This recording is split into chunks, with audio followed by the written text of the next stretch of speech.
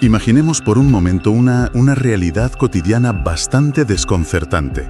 Un escenario donde los grandes hospitales de una capital realizan simulacros antidisturbios en sus propios pasillos, entre pacientes y médicos, donde unas simples joyas compradas como regalo para un bebé contienen niveles de un metal altamente cancerígeno. 9.000 veces por encima del límite legal según el material. Exacto, una auténtica locura. Y donde, fíjate, de la noche a la mañana, ciudadanos con doble nacionalidad son retenidos en los aeropuertos sin previo aviso. Ya. Obligados a renunciar a sus derechos civiles antes de poder embarcar. Suena a película distópica, pero estas son exactamente las imágenes que nos plantea el material que vamos a analizar en profundidad hoy. Así es. Bienvenidos a esta exploración detallada. Hoy es domingo 1 de marzo de 2026 y tenemos sobre la mesa un documento muy particular. Sí, muy denso. Vamos a sumergirnos en la transcripción de un video extenso del canal de YouTube Decoding China que lleva por título La operación Epic Fury de Trump arrasa Irán. ¿Es Pekín el siguiente? Y a ver, solo con el título ya sabemos que no estamos ante una lectura precisamente ligera ni neutral. Claro, y por eso mismo, antes de adentrarnos en los detalles, creo que es vital establecer la misión de este análisis a fondo para quienes nos escuchan. Totalmente. El material de origen que estamos manejando hoy tiene una carga política innegable. Presenta unas opiniones muy marcadas y un tono marcadamente crítico, casi beligerante hacia el gobierno chino. Y nuestro objetivo aquí, hoy, no es tomar partido. No estamos aquí para validar ni para desmentir estas posturas. Eso es importante dejarlo claro. Lo que vamos a hacer es desglosar las afirmaciones, los datos concretos y los incidentes que describe esta fuente. Queremos entender el panorama de tensión social y económica que el autor del vídeo está intentando dibujar, Claro. manteniéndonos totalmente neutrales. Es, en el fondo, un ejercicio de comprensión de una narrativa muy específica. Y es una narrativa a la que merece la pena prestar atención, especialmente para nuestra audiencia, para quienes siguen de cerca la macroeconomía y los temas sociales. Porque más allá de los grandes titulares a los que estamos acostumbrados, ya sabes, cumbres internacionales o grandes tratados comerciales. Sí, la geopolítica de altas esferas. Exacto. Este vídeo desciende al nivel de la calle. Detalla el día a día, la economía doméstica, el bolsillo de los ciudadanos y las fricciones urbanas en China. Ofrece una perspectiva poco común sobre la estabilidad interna del país y se pregunta constantemente por qué están ocurriendo estas cosas precisamente ahora. Así que bueno, si te parece, empezamos por la seguridad en las calles. Perfecto. Que es donde la fuente sitúa lo que llama un verdadero polvorín social. El vídeo afirma cosas que, de entrada, chocan bastante. Sí, sorprende mucho. Por ejemplo, asegura que en varias ciudades importantes, los grandes hospitales han empezado a realizar simulacros antidisturbios públicos. Fíjate, hablamos de espacios que tradicionalmente son estrictamente civiles, diseñados para curar, no para el combate urbano. Eso es. Además, menciona que los controles de identidad se han vuelto tan exhaustivos y tan rutinarios que están colapsando los desplazamientos diarios de la gente. Cita el metro de Pekín, señalando específicamente los trasbordos de las líneas 5, 15, 10 y 17, donde las inspecciones son constantes. La gran pregunta que uno se hace al leer esto es, a ver, ¿por qué ahora? Si conectamos estos datos con el panorama general que plantea la tesis del autor, el análisis sugiere que este nivel de seguridad extrema no está diseñado para proteger al país de amenazas externas. Ya. Más bien sería una preparación directa del Estado para contener posibles disturbios internos. El vídeo, de hecho, utiliza una metáfora muy visual a lo largo de todo su metraje. Describe al país como una olla a presión. Una olla a presión, sí. Una olla que lleva demasiado tiempo al fuego y que tiene la válvula obstruida. Según este informe, hay una presencia visible y constante de personal de mantenimiento del orden en las calles. Y esto indicaría, bajo esta perspectiva analítica, que las autoridades anticipan que la presión social derivada de la economía podría desbordarse en cualquier momento y, bueno, están tomando posiciones. Pero a ver, protestas laborales y descontento ha habido siempre en mayor o menor medida. ¿Qué hace que los incidentes que describe la fuente sean diferentes? porque el documento enumera protestas muy concretas que, según relata, ocurrieron hace apenas unos meses, en diciembre de 2025.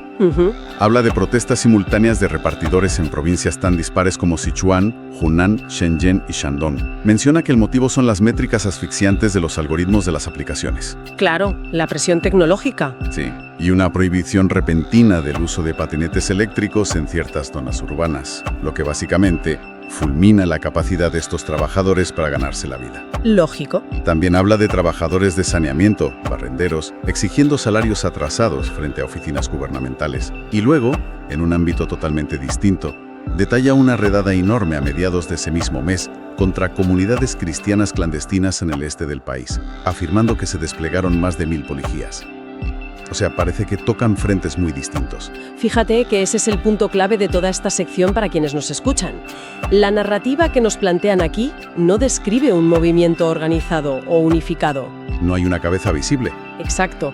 No hay un sindicato nacional liderando esto, ni un líder político opositor. Al contrario, la fuente habla de cientos de chispas aisladas.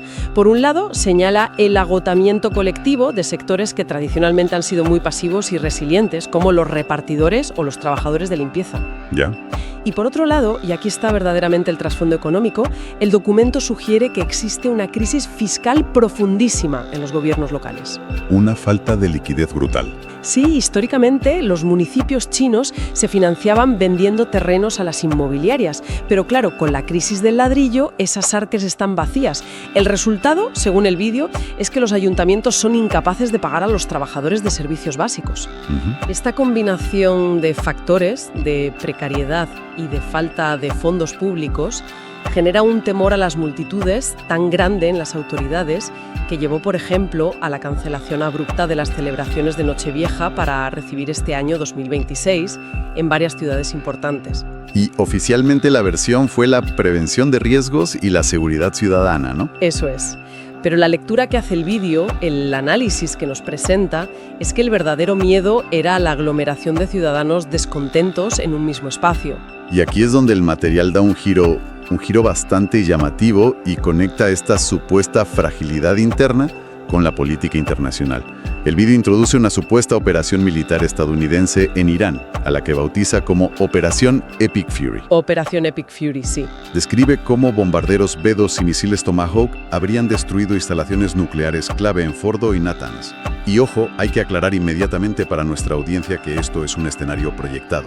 Sí, importantísimo recalcar eso. Es un escenario hipotético o un recurso narrativo que utiliza el autor del vídeo. No estamos hablando de un evento histórico real que haya sucedido. Pero lo que la fuente subraya con muchísima fuerza es que, en su relato, los ciudadanos iraníes salían a las calles a celebrar esta intervención extranjera. Exactamente. Es fundamental entenderlo como un recurso retórico del autor.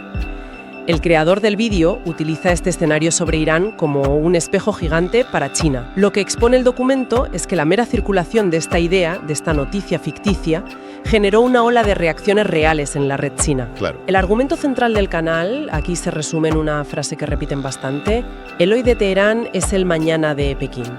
Es una manera de teorizar que los sistemas políticos que desde fuera parecen inexpugnables, monolíticos y fuertemente armados, Sí. pueden ser en realidad extremadamente frágiles por dentro si pierden el apoyo de su base social.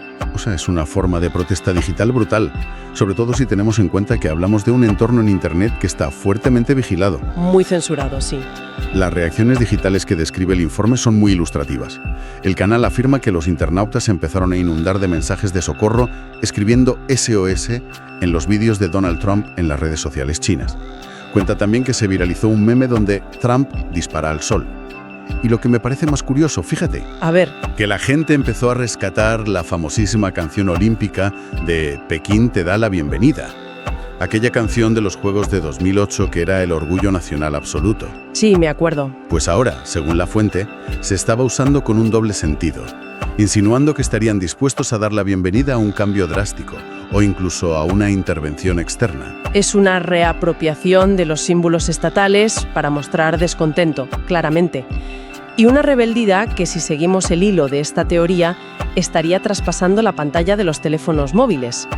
El análisis menciona un comportamiento social que, de ser generalizado, sería muy preocupante para cualquier gobierno. ¿A qué te refieres exactamente? Pues afirma que los ciudadanos están subiendo y compartiendo tutoriales de ingeniería casera en la plataforma Douyin. La versión china de TikTok. Eso es, tutoriales para fabricar armas caseras.